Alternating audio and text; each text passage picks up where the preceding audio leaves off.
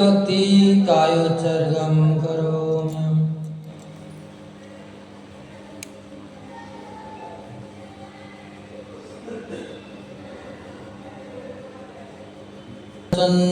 वीरेशं तयौगहणम् अग्रलग्मवाहनम् अष्टगुणान्ति सिद्धाणम् तौ सिद्धेन सिद्धे संयम सिद्धे चरित सिद्धेय नाणं मे दर्शनं मे सिद्धे शीर्षा नमस्यामि इच्छामि मन्ते सिद्धभक्ति कौतिसालोच्यं सम्मणानं सम्मदन्तं सम्मजजित्ताणम् अट्ठवीयकमैपमकाणम् अट्ठगुणसम्पन्नाणम् उड्डलोयमतीयं निपैतीयाणं तौ सिद्धाणं नय सिद्धाणं संयम सिद्धाणं चरिसिद्धाणम् अतीतानागतवर्तमानकालते सिद्धाणं सौ सिद्धाणं नित्यकालम् अज्य मे पूज्य मे वन्दामि नमस्यामि दुःखको कर्मको वहिलाओ सुगैगमनं समाहि मरणं जिनगुण संपत्ति हो मज्जम अत अप्राणिक आचार्य वंदना क्रियां पूर्वाचार्य अनुक्रमेण सकल कर्म सिद्धार्थम भाव पूजा वंदना सो समेतम श्री सुत भक्ति कायोत्सर्गम करोमि। द्वादशैव कोट्यो लक्षाणि सीदशरधिकानि चैव पञ्चाशतशतसहस्रसंख्यामेतच्च पंचपदं नमामि हरिहन्त्यवासी यत्तं गणहरदेवन्त्यं समं पणमानिवर्तजित्तो सुज्ञानमो वयं शीर्षा इच्छामि वन्दे सुभक्तिकसालोचयम् अंगो अंगोपायिने पौढे परिमासुत्परिमाण योगा ओपगय चोलिया चैवे सुत्ते ते धम्मकाय निचे कालम अज्य मे पूज्य मे वन्दामि नमस्यामि दुःखको कमको वहिलाओ सुगैगमनं समाहि मरणं जनगुण संपत्ति हो मज्जम अत अप्राणिक आचार्य वंदना क्रियां पूर्वाचार्य अनुक्रमेण सकल कर्म सिद्धार्थं भाव पूजा वंदना सो समेतम श्री आचार्य भक्ति कायोत्सर्गं करोमि।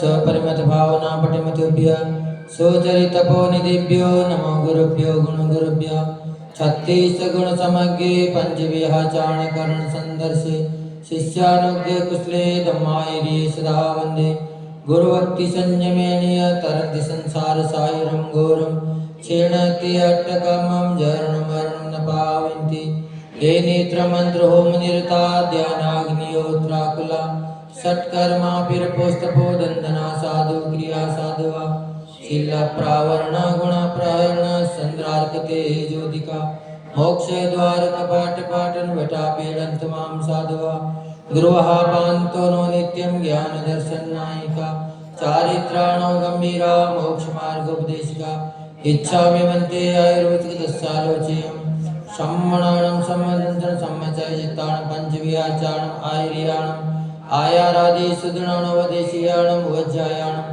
तीरयाणं गुणपालनयाणं सवसावणं से नित्यकालम् अज्य मे पूज्य मे वन्दामि नमस्यामि दुःखको कमको वहिलाओ सुगैगमनं समाहि मरणं जनगुण संपत्ति हो मज्जम श्री आदि सागर आचार्य ब्रह्मचार्य विभूषितं भीषज मातृकं ज्योतिर्विधिन्यायकं कमिं निमित्तेकं बुधे पूज्यं सर्वसंग विदूरितं प्रभावशालिनं धीरं वन्दे त्रैगुणभक्तिता वन्दे श्री महावीर कीर्ति सुगरं विद्यार्थिपारप्रदं कालेद्यापि तपोनिविद्गुणगणे पूर्णं पवित्रं स्वयं नग्नत्वा द्वाविंशति परिशैर्भग्नो नयो योगिराट पायान्मानकबोधि कष्ट कोइराट संसार भातो निधि कल्पांतकाल वचना विषया गुरुणा लोकोत्तरा तिर्गुणस्तवनं प्रशंसा स्वामिन् नमोस्तु शिरसा मनसा वचोभि दद्यान् शिमल विमल सागर सूर्यवर्या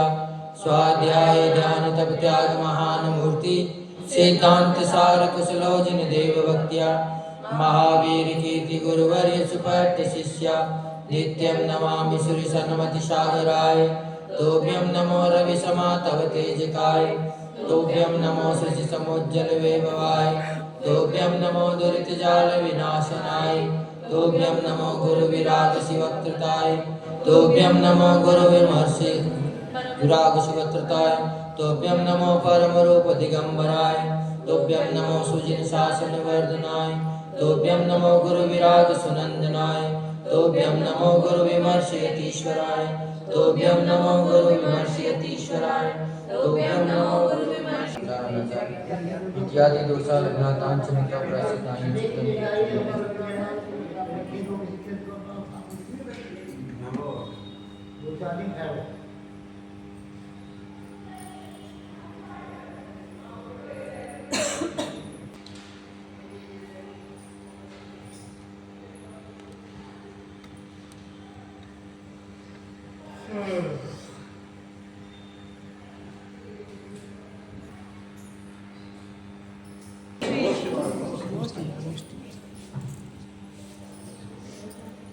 श्री शांतिनाथ भगवान की जय।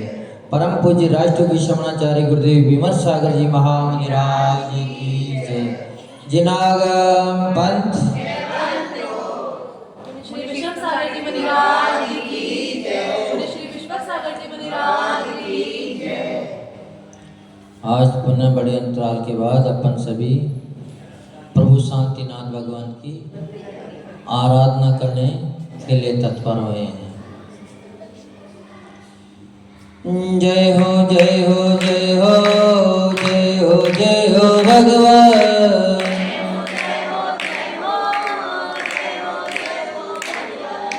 जय हो जय हो जय हो जय हो जय हो भगवान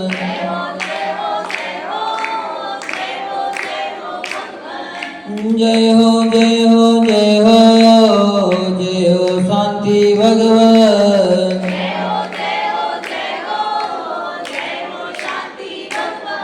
हमें आए हैं द्वार तुम्हारे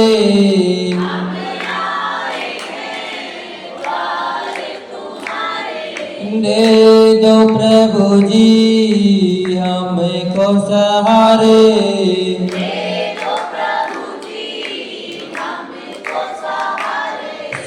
शांतिनाथ भगवन भगवन भगवन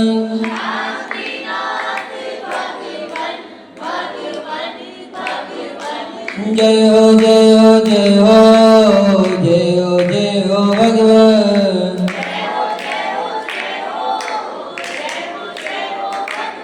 छवि वितरागी प्यारी प्यारी लागे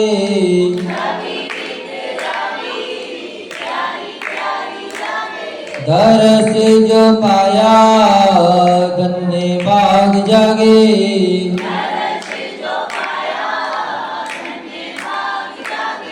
चरणों करो नमन नमन नमन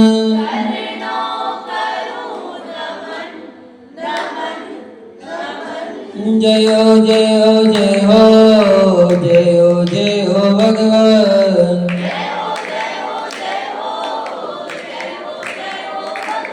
सर्वज्ञ स्वामी शरण में आया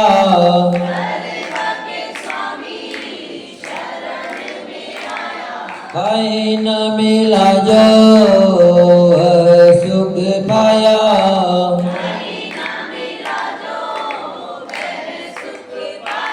हर्षित हुए नयन नयन नयन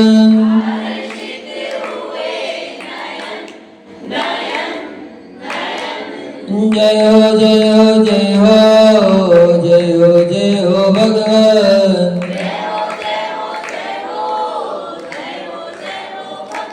हित उपदेशी आप कहते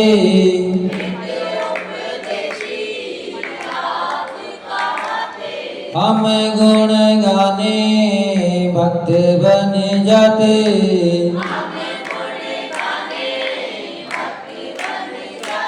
छोड़ो न अब चरण चरण चरण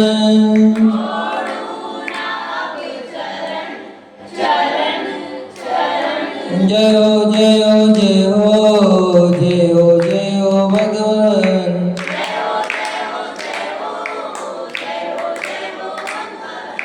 आहार बाबा कहते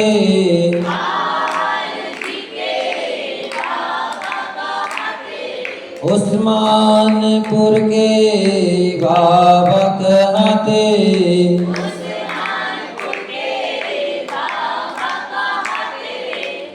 यक्ष यक्षिणी भी सिर को नवाते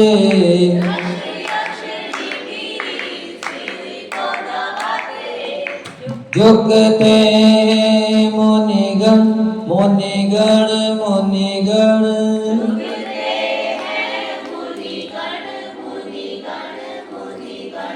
जय हो जय हो जय हो जय हो जय हो भगवान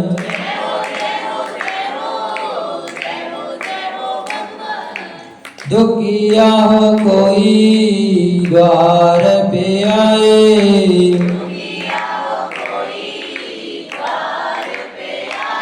हंसता हुआ आई द्वार से जाए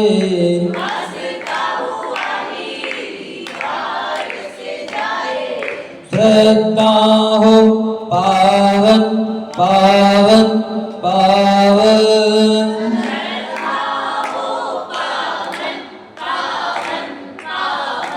जय हो जय हो जय हो जय हो जय हो भगवान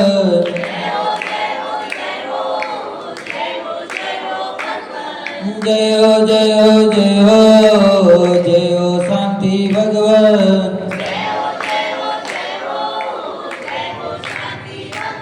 जय देवादेव भगवान श्री शांतिनाथ भगवान की जय। परम पूज्य राष्ट्र की शमनाचार्य गुरुदेव विमत सागर जी महामुनि राज की जय। जिनागम पंथ मुनि श्री विषम सागर जी मुनि राज की जय। मुनि श्री विश्व सागर जी मुनि राज की जय।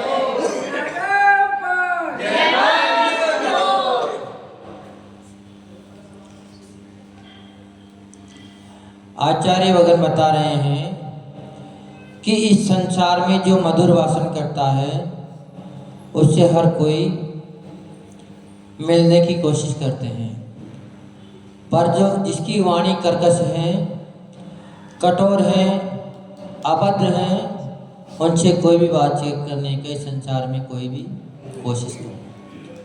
तो इसीलिए अपने जीवन में और कुछ ना हो लेकिन वाणी में मिठास होना चाहिए, मधुरता होनी चाहिए, क्योंकि अगर वाणी में मिठास है तो शत्रु भी अपना मित्र बन जाएगा, और वाणी में अगर खटास है तो जो अपने होते हैं, मित्र होते हैं, रिश्तेदार होते हैं, वो भी दूर हो जाते हैं। चंदन की शीतलता एवं मिश्री की मधुरता से अधिक शीतल व मधुरता युक्त संत जनों के हित मित प्रिय वचन होते हैं। संतों से क्यों मिलने की कोशिश करते हैं लोग? क्योंकि उनकी वाणी सरल होती है, हितकारी होती है और प्रिय होती है। इसीलिए हर कोई साधु संतों के पास बैठने की कोशिश करते हैं, चाहे वो जबरदस्ती भगाए हैं, तभी यहाँ तक भी कहते हैं कि भगवान हमें कोई वार्ता नहीं करनी, हम तो मात्र बैठे रहेंगे, हमें चर्चा भी नहीं करनी है, पर आपके पास केवल बैठना है। क्यों? क्योंकि उनकी हर क्रिया अपने को संदेश दे रही है, काय का? शांति का, सभ्यता का। क्योंकि उनकी एक भी क्रिया, चाहे उठने की हो, चाहे बैठने की हो, चाहे वार्ता करने की हो, हर क्रिया में आगम झलकता है, और तभी वह संत कहलाते हैं। अगर संत बनने के बाद भी वाणी में अगर मिठास नहीं है तो हर कोई निंदा करने के लिए तैयार हो जाता है। तो वाणी में मिठास होना अति आवश्यक है। मधुर भाषण एक ऐसी अमृत वर्षा है जिसके माध्यम से क्रोधाग्नि एवं विषाद, शोक, संताप स्वतः ही शांत हो जाते हैं।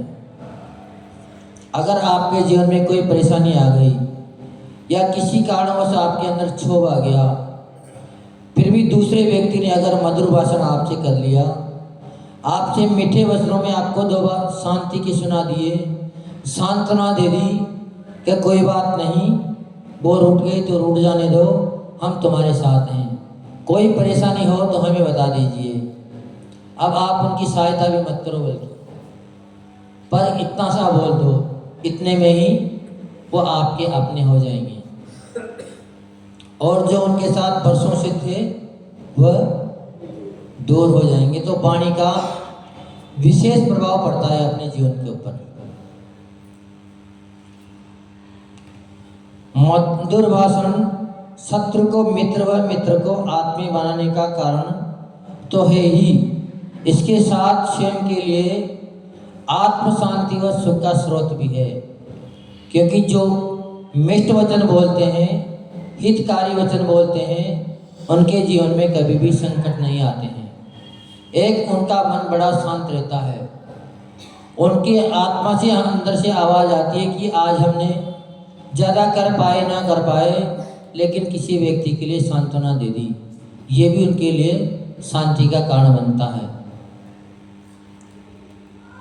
हे प्रभु, इस संसार में वे प्राणी कितने दरिद्र हैं जो दूसरों के स्वागत में दो मधुर शब्द भी नहीं बोल सकते।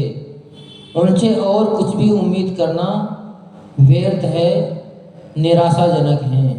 कि इस संसार में अगर सबसे गरीब कोई व्यक्ति बताए हैं तो वो बताए हैं जिनके पास वाणी की मधुरता नहीं है। क्योंकि जो दूसरे के लिए सम्मान देने की कोशिश करते हैं उन्हें कोई सम्मान मिलता है, जबकि सभी को क्या दिखता है कि ये व्यक्ति दूसरे का सम्मान कर रहा है, पर वो दूसरे का सम्मान कर नहीं रहा है, वास्तव में अपने सम्मान का बंदोबस्त कर रहा है। क्योंकि आज अपन सम्मान करेंगे तो कल जब अपन वहां पहुंचेंगे तो वो लोग भी अपना सम्मान करेंगे।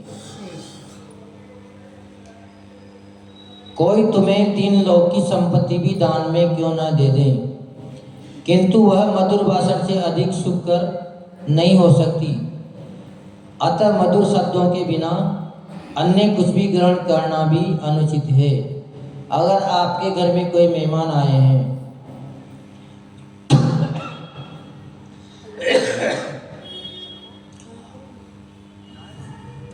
उन मेहमानों के लिए आपने अगर 5 पकवान भी बना दिए, 56 भोग भी परोस दिए, और अगर एक उसके बीच में कड़वा वचन बोल दिया तो आपके 56 भोग नीरस हो जाएंगे, उसमें फिर कोई स्वाद नहीं आएगा, वो खाने के लिए भी तैयार नहीं होगा।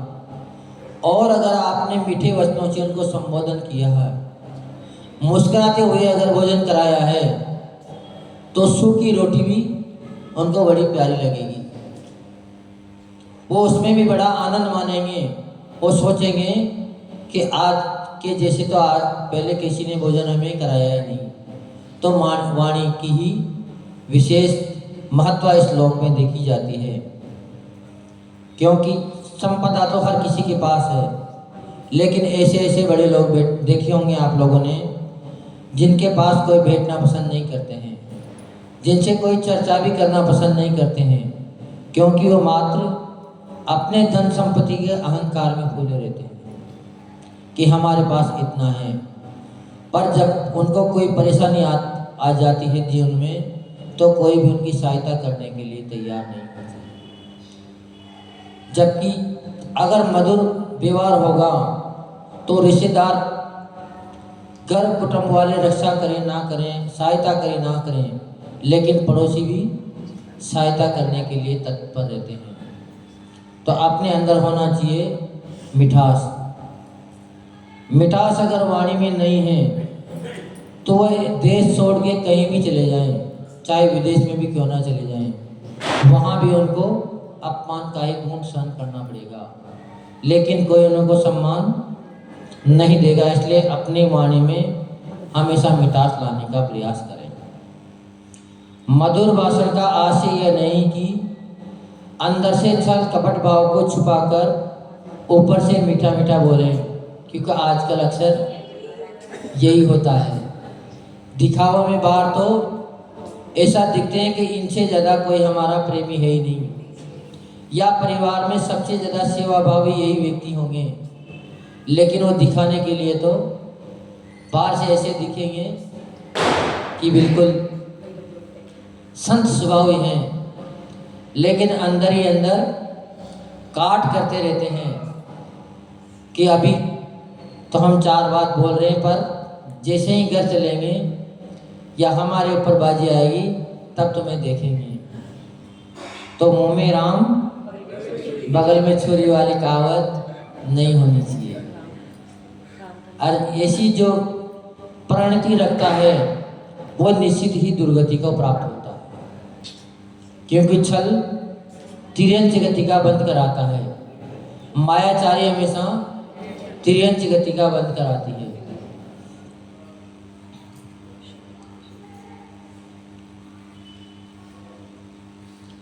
मधुर वचनालाप का आशय है कि हृदय की सरलता, शरीर की सहजता से युक्त होकर मधुर वचनों का प्रयोग करना।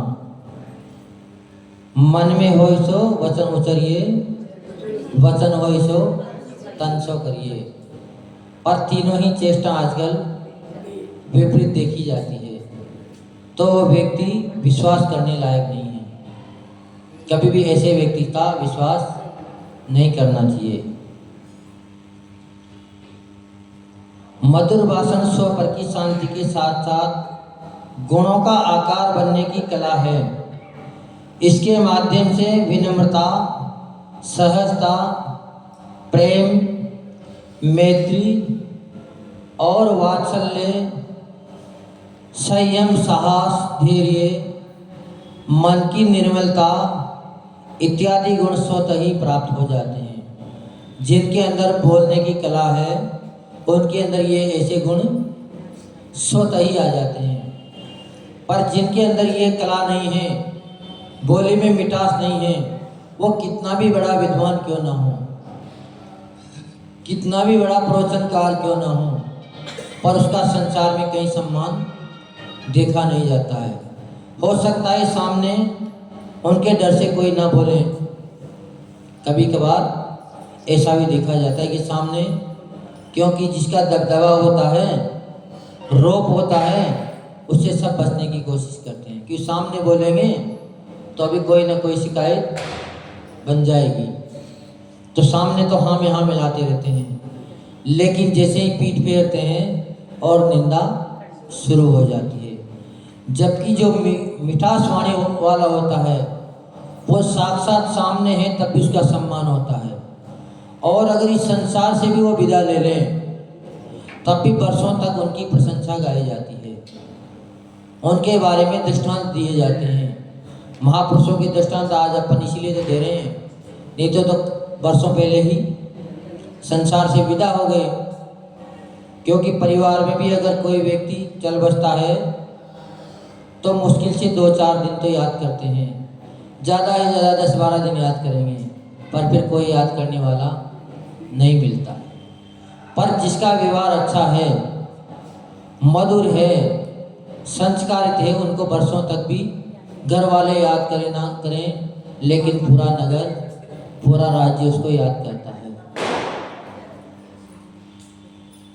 अभद्र, कटु, निंदा व आलोचनात्मक तीखे शब्द जो बाणों के समान चुभते होने वाले हों, वे तुम्हें पसंद नहीं तो दूसरों को भी क्या पसंद आएंगे। क्योंकि जो वाणी अपने खुद के लिए पसंद नहीं है, अपने को, अपन जिस वाणी को सुनना पसंद नहीं करते हैं, ऐसी वाणी कभी किसी दूसरे के लिए नहीं बोलना चाहिए। पर अपन तो सब मीठा खाने का प्रयास करते हैं, अच्छा व्यवहार पसंद करते हैं, पर दूसरों के लिए हमेशा कड़वा परोसने की कोशिश करते हैं। पर जो दूसरों के लिए कड़वा परोसता है उसको स्वयं को कड़वा ही भोजन मिलता है, क्योंकि जो जैसा देगा उसको वैसा ही मिलेगा। एक आदि सागर महाराज का दृष्टांत आता है कि एक परिवार था वैसे आदि सागर जी महाराज कभी ज़्यादा गाँव में घूमे नहीं, वो अक्सर जंगलों में रहते हैं, गुफाओं में निवास करते थे। गुफाओं के बाद मात्र आहार करने के लिए आते थे, 8 दिन में 1 दिन, 12 महीना इनका नियम था, 8 दिन में 1 दिन आहार करते थे, वो भी एक वस्तु का। अगर चावल लिए तो चावल ही लेंगे, आम लिए तो पूरे आहार में आम ही लेंगे, उनका ऐसा ही नियम था। और उपवास हर 8 दिन में 8 दिन के उपवास करते ही थे। 8 दिन के उपवास के बाद निकलते थे आहार को। तो उनके पास एक परिवार ऐसा जुड़ा था जो बाहर से तो बहुत धार्मिक था, ऐसा दिखता था कि नगर में इनसे ज़्यादा कोई बड़ा धर्मात्मा जीव होगा ही नहीं, इस परिवार से ज़्यादा कोई बड़ा धर्मात्मा है ही नहीं। पर घर की स्थिति जरूरत से ज़्यादा विकट थी। तो एक दिन उस घर की एक वृद्धा माँ थी, वो आदि सागर जी महाराज के पास नीम लेने आ गई कि महाराज जी अब हमारे जीवन का अंतिम समय चल रहा है और हम चाह रहे हैं कि 6 वर्षों का हम भोजन का त्याग कर दें। हम कैसा भोजन करें? मात्र बिना नमक का नीरस भोजन करें, रस का कोई काम नहीं है, मात्र 2 रोटी हम पूरे दिन में खाएं, ऐसा उन्होंने नियम मांग लिया।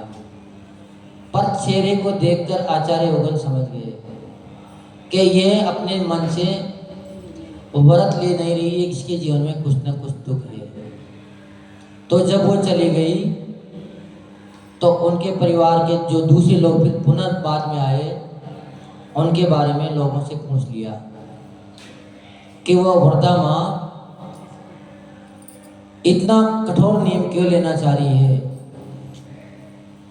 तो लोगों ने बताया कि महाराज श्री इनके परिवार में रोज कलह होती है और इनके 3 बेटे हैं, पर तीनों ने ही इनकी खाट नीचे तहखाने में डाल रखी है और रोज मात्र 1 मुट्ठी आटा और 2 चमटी नमक देते हैं और कुछ भी नहीं देते हैं इसके लिए। तो ये अब सोचती है कि जब मिल ही नहीं रहा तो फिर कम से कम धर्म ही कर लें। तो जब दूसरे दिन उनके परिवार वाले आए तो जैसे ही बुआ आए तो उन्होंने आशीर्वाद मांगा कि गुरुदेव हमें ऐसा आशीर्वाद दें कि हमारे जीवन में कोई भी त्रुटि ना रहे, कोई भी परेशानी ना रहे। तो आचार्य आदि सागर जी महाराज ने उनको आशीर्वाद दिया कि तुम जितनी अपनी सास ससुर की सेवा करोगी उससे दुगनी तुम्हें मिले। और उनकी वाणी कभी भी खाली जाती नहीं थी। उन्होंने जो कह दिया वो सोने की लकीर थी, क्योंकि त्याग तपस्या विशेष थी, क्योंकि जो साधना करते हैं उनकी वाणी भी धीरे धीरे धीरे धीरे सत्य होने लग जाती है। तो जैसे ही उसने ये बात सुनी तो उसके जीवन में तो उथल पुथल मच गई, क्योंकि वो तो सासू की सेवा करती नहीं थी, नई परिवार में किसी की सेवा करती थी, मात्र रोज 1 कटोरी आटा नीचे पहुंचाते थे, उसकी रोटी बना के भी उनको नहीं देते थे। तो दूसरे दिन जैसे ही उन्होंने सुनी तो तीसरे दिन ही सासू की सेवा होना शुरू हो गई। अब 1 कटोरी आटा नहीं जा रहा था, 5 पकवान लेके वो उनके पास पहुंची। पर अम्मा तो व्रत लिया ही थी, उन्होंने नीम ले लिया था आचार्य महाराज से। अब वो 5 पकवान भी कैसे खाए, क्योंकि परीक्षा हर व्यक्ति की होती है।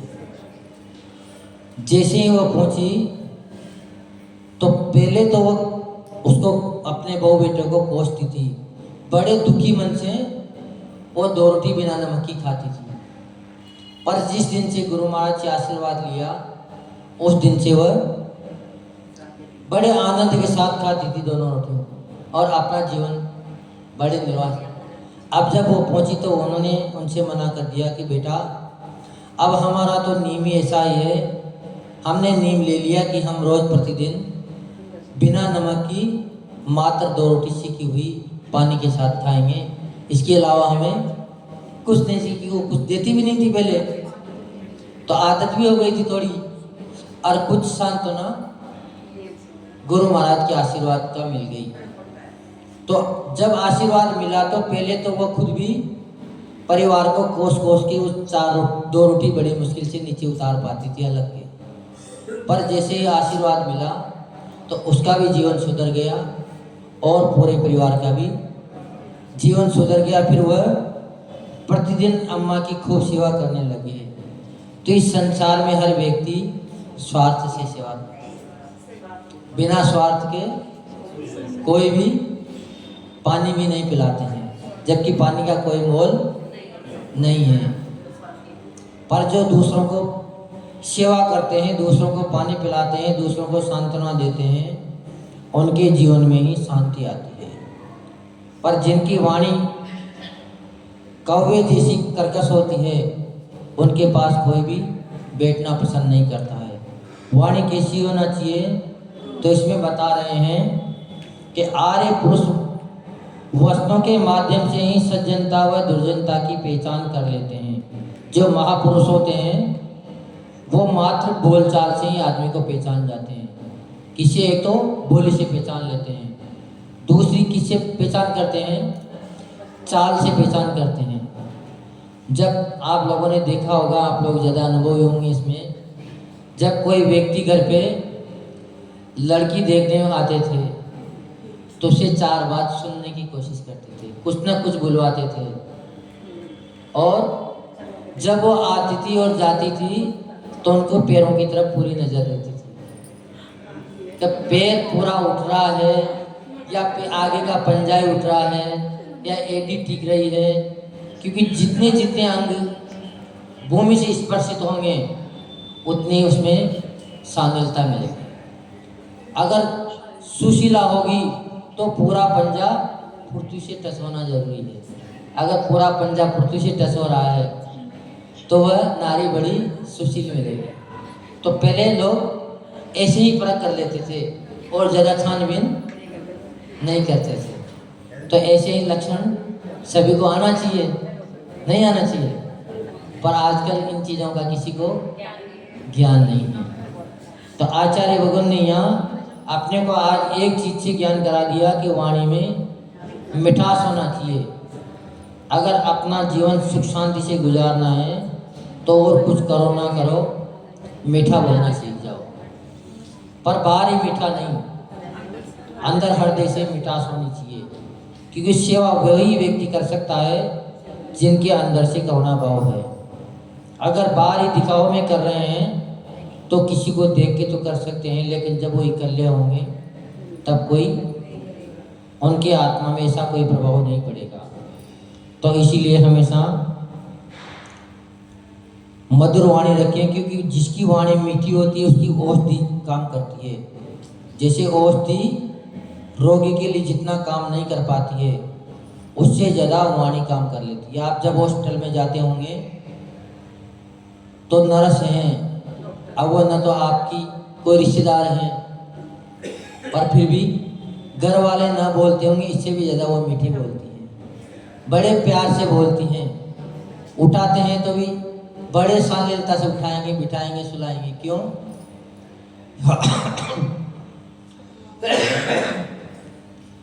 क्योंकि अगर वो कर्कश बोलेंगे तो उनकी क्लिनिक पे दूसरे दिन कोई भी व्यक्ति नहीं जाएगा और नहीं उनकी दवाई का असर व्यक्ति के ऊपर पड़ेगा, क्योंकि वाणी का प्रभाव स्वास्थ्य के ऊपर विशेष पड़ता है। अगर किसी को बीमार करना हो तो 4 बात सुनाया हो, वो दूसरे दिन बीमार हो जाएगा, तुरंत बीमार हो जाएगा। शाम की सुबह अगर 4 बात सुना दी तो दिन भर उसी में उलझा रहेगा और शाम को बीमार पड़ जाएगा। और स्वस्थ अगर करना है तो उससे मीठे वचन बोलना शुरू कर देना चाहिए। मीठे वचन जैसे ही बोलोगे तो निश्चित ही स्वस्थ होना शुरू हो जाएगा। जय परम पूज्य राष्ट्रयोगी श्रवणाचार्य गुरुदेव विमर्श सागर जी महामुनिराज की जय।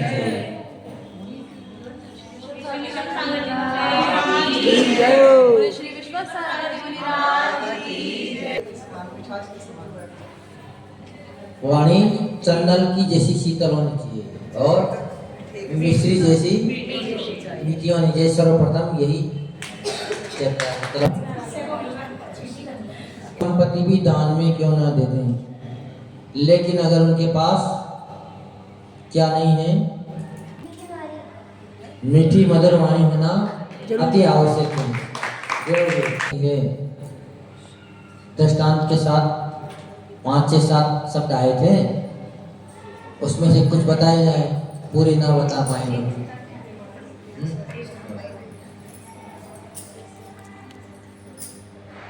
व्यक्ति को स्वस्थ कर सकती है, स्वस्थ व्यक्ति मधुरवाणी व्यक्ति को स्वस्थ कर सकती है।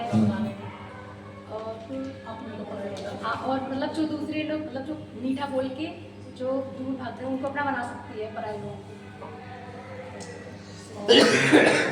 हमने सुना ये तो नहीं है एक विषय। कितने प्रिय वचन और भाव निर्मल होना चाहिए, विनम्रता होना चाहिए, सहजता होना चाहिए, वात्सल्य होना चाहिए, संयम सदाचार धैर्य होना चाहिए। चलो बहुत बढ़िया।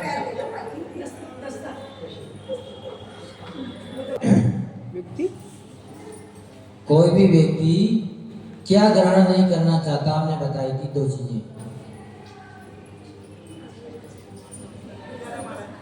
बताओ।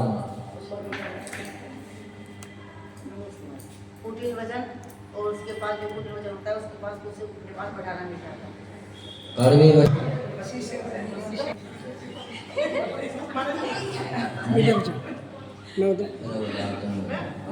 तुम बताना चाहो तो बताओ। मीठी बोली, हाँ, मीठी बोली से कुछ कमी है। मधुर वचन, हाँ, मधुर भाषण और ये सब जो भी भाव होना चाहिए, विनम्रता होनी चाहिए, और क्या नहीं होना चाहिए। कड़वापन नहीं होना चाहिए अंदर, भाव के अंदर मायाचारी नहीं होना चाहिए। चलो बहुत बढ़िया। वाणी के ज्ञान से सूझे लोकालोक, सो वाणी मस्तक धनो सदा देत मुझो। हे जितवाणी भारती तोहि जपुर है, जो तेरी शरणा गए सो पावे सुख चैन। देव भजो अरिहंत को गुरु सेवा निर्गन, दया धर्म पालो सदा यही मोक्ष का पर।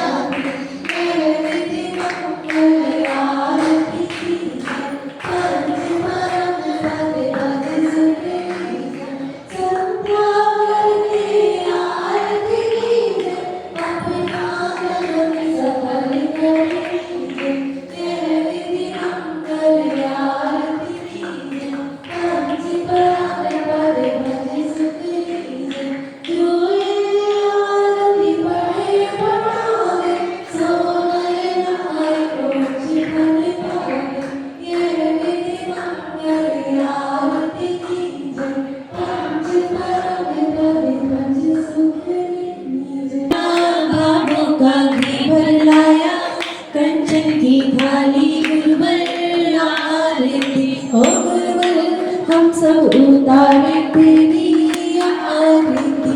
ओ गुरुवर हम सब उतारे तेरी आरती। ग्राम जतारा जन्म लिया है भगवती है माता। ग्राम जतारा जन्म लिया है भगवती है माता। सनत कुमार के लाल तुम्हें, सनत कुमार के लाल तुम्हें झुका रहे हैं माथा। गुरुवर हम सब उतारे तेरी आरती। ओ गुरुवर हम सब उतारे तेरी आरती। पांच महाव्रतधारी गुरुवर परिचय के है जीता। पांच महाव्रतधारी गुरुवर परिचय के है जीता।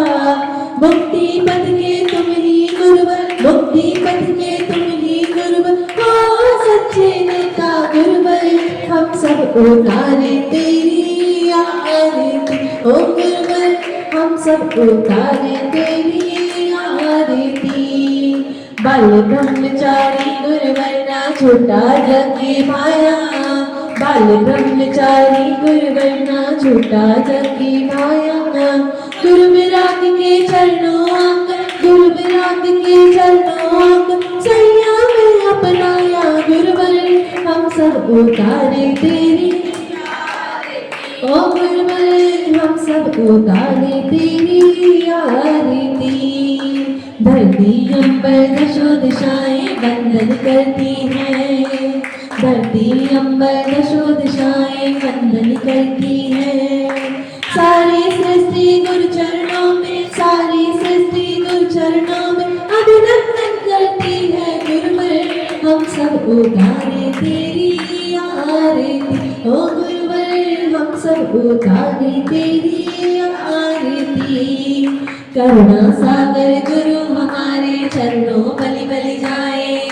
करुणा सागर गुरु हमारे चरणों बलि बलि जाए। जब तक मुक्ति मिले न हमको, जब तक मुक्ति मिले न हमको, बाबा तुमको पाए। गुरुवर हम सब उतारे तेरी आरती। ओ गुरुवर हम सब उतारे तेरी आरती। वितरागता गुरु की चर्या से नित करती है। वितरागता गुरु की चर्या से नित करती है। चरणों में नत होके साधना, चरणों में नत होके साधना अभिनंदन करती है। गुरुवर हम सब उतारे तेरी आरती। ओ गुरुवर हम सब उतारे तेरी आरती। छोटे बाबा सिद्ध क्षेत्र आहार के आप कहाते। छोटे बाबा सिद्ध क्षेत्र आहार के आप कहाते। जो भी श्रद्धा से आता है, जो भी श्रद्धा से आता है, सबके कष्ट मिटाते। गुरुवर हम सब उतारे तेरी आरती। ओ गुरुवर हम सब उतारे तेरी आरती। अतिशयकारी बाबा है ये जो भी चरणों आते। अतिशयकारी बाबा है ये जो भी चरणों आते। अपने मन की सभी मुरादें, अपने मन की सभी मुरादें वो पूरी कर जाते। गुरुवर हम सब उतारे तेरी आरती। ओ गुरुवर सब उतारे तेरी आरती। शांतिनाथ प्रभु के लघुनंदन सुर नर सब गुण गाते। शांतिनाथ प्रभु के लघुनंदन सुर नर सब गुण गाते। यक्ष यक्षिणी संग देवगण, यक्ष यक्षिणी संग देवगण पूजा नित्य रचाते। गुरुवर हम सब उतारे तेरी आरती। ओ गुरुवर हम सब उतारे तेरी आरती। रत्नों का दीपक लाया, बाहों का घीवर लाया, कंचन की थाली गुरुवर आरती। ओ गुरुवर हम सब उतारे तेरी आरती।